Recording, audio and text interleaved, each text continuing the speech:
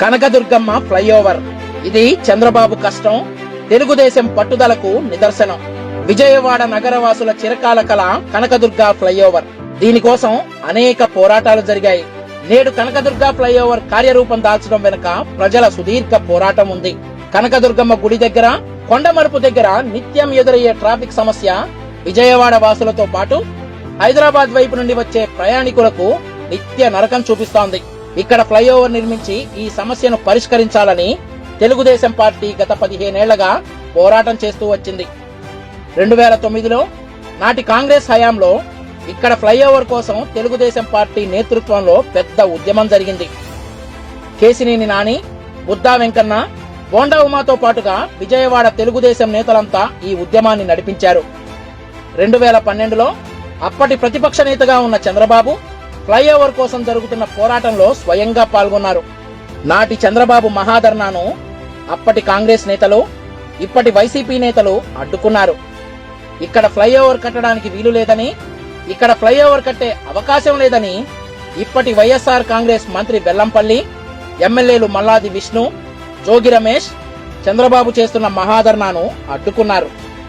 కానీ చంద్రబాబు మాత్రం తాము అధికారంలోకి రాగానే ఫ్లైఓవర్ నిర్మిస్తామని, ఎన్ని సాంకేతిక సమస్యలు ఎదురైనా ఇక్కడ ఫ్లైఓవర్ కట్టి తీరుతామని హామీ ఇచ్చారు. హామీ ఇచ్చినట్టే అధికారంలోకి రాగానే కేంద్రంతో సంప్రదింపులు మొదలుపెట్టారు. చంద్రబాబు గారి ఆదేశాల ప్రకారం విజయవాడ ఎంపీగా ఎన్నికైన కేసినేని శ్రీనివాస్ కేంద్రంతో అనేక దఫాలు చర్చించి ఈ ప్రాజెక్టును మంజూరు చేయించారు. దుర్గగుడి వద్ద ఇరుకుగా ఉన్న రహదారిని 4 వరుసలుగా విస్తరించడంతో పాటు 5.29 కిలోమీటర్ల పొడవైన 6 వరుసల ఫ్లైఓవర్ నిర్మించాలని నిర్ణయించింది. మొత్తం ప్రాజెక్టు వ్యయం 450 కోట్ల రూపాయలు. ప్రాజెక్టును వీలైనంత వేగంగా పూర్తి చేయాలన్న ఉద్దేశంతో ప్రాజెక్టు వ్యయంలో సుమారు 170 కోట్ల రూపాయలను భరించేందుకు రాష్ట్ర ప్రభుత్వం ముందుకు వచ్చింది. ఈ మొత్తాన్ని భూసేకరణ, పైపు లైన్లు, విద్యుత్ లైన్ల తొలగింపు, అండర్ పాస్ల నిర్మాణం తదితరాలకు ఖర్చు చేసింది. మిగిలిన సుమారు 280 కోట్ల రూపాయలను కేంద్ర ప్రభుత్వం సమకూర్చాల్సి ఉంది. పీసీ విధానంలో ఈ పనులను సోమా సంస్థ దక్కించుకుంది. 2015 డిసెంబర్లో పనులను ప్రారంభించింది. రాష్ట్రంలోనే తొలిసారి 6 వరుసలతో నిర్మాణం చేపట్టిన ప్రాజెక్ట్ కనకదుర్గ వంతెన. సీతాకోక చిలుక అమరికను పోలిన సాంకేతిక విధానంలో దుర్గగుడి ఫ్లైఓవర్ నిర్మాణం జరిగింది. ఇదో ఇంజనీరింగ్ అద్భుతమనే చెప్పాలి.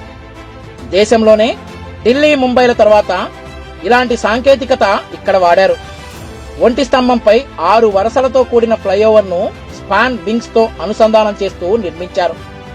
కృష్ణానది సోయగాలు ఒక పక్క, దుర్గమ్మ ఒక పక్క. దీంతో ఈ ప్రాజెక్ట్ పర్యాటకంగా కూడా అద్భుతమనే చెప్పాలి. కృష్ణా తీరాన బెజవాడకు ఆభరణంగా భావిస్తున్న ఫ్లైఓవర్ ఇది. అన్నిటికీ మించి ఇక్కడ ఫ్లైఓవర్ కట్టడం కుదరదు అని చెప్పిన వారికి కట్టి చూపించారు చంద్రబాబు. 2015 డిసెంబర్లో పనులు ప్రారంభం అయినా అనేక కారణాల వల్ల అనుకున్న సమయానికి ఫ్లైఓవర్ నిర్మాణం పూర్తి అవ్వలేదు. మొదట ఆకృతుల రూపకల్పనలో జాప్యం జరిగింది. దీంతో పనులు ప్రారంభమే ఆలస్యమైంది. తర్వాత పుష్కరాల పేరుతో 2 నెలల వరకు పనులు నిలిపివేశారు. ఇతర సాంకేతిక పనుల వల్ల అంతర్జాతీయ మహిళా సదస్సు కోసం మరో 1 నెల రోజులు పనులు ఆగిపోయాయి. ఇక తర్వాత మారిన రాజకీయ పరిస్థితులు, ఇలా ఇన్ని అడ్డంకులు ఎదురైనా చంద్రబాబు గారు తన హయాంలో 85% పనులు పూర్తి చేశారు. స్ట్రక్చర్ మొత్తం పూర్తయింది. కేవలం ప్యాచప్ వర్కులు మాత్రమే మిగిలి ఉన్నాయి. మరో 1 నెల రోజులు అయితే ప్రాజెక్ట్ నిర్మాణం జరిగిపోయేది. తరువాత వచ్చిన వైసీపీ ప్రభుత్వం 10 నుండి 15% ప్యాచప్ వర్కులు చేయడానికి 15 నెలల సమయం తీసుకుంది. సహజంగా అమరావతి, విజయవాడ మీద ఉన్న కోపంతో చివరలో ఉన్న పనులను పూర్తి చేయకుండా అడ్డుపడుతూ వచ్చింది. చివరకు కేంద్రం జోక్యంతో ప్యాచప్ వర్కులు పూర్తయ్యాయి. అద్భుతం ఆవిష్కృతం అయ్యింది.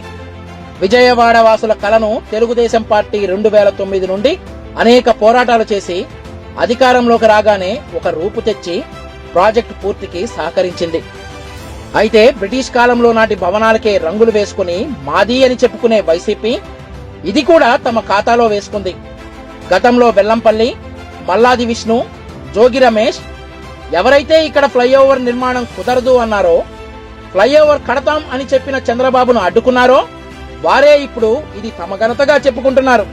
ఏది ఏమైనా ఎవరు ఎన్ని అనుకున్నా కొండపైన దుర్గమ్మకి, కొండ కింద విజయవాడ ప్రజలకు ఈ ఫ్లైఓవర్ సాక్షాత్కరించింది ఎవరి ద్వారానో తెలుసు.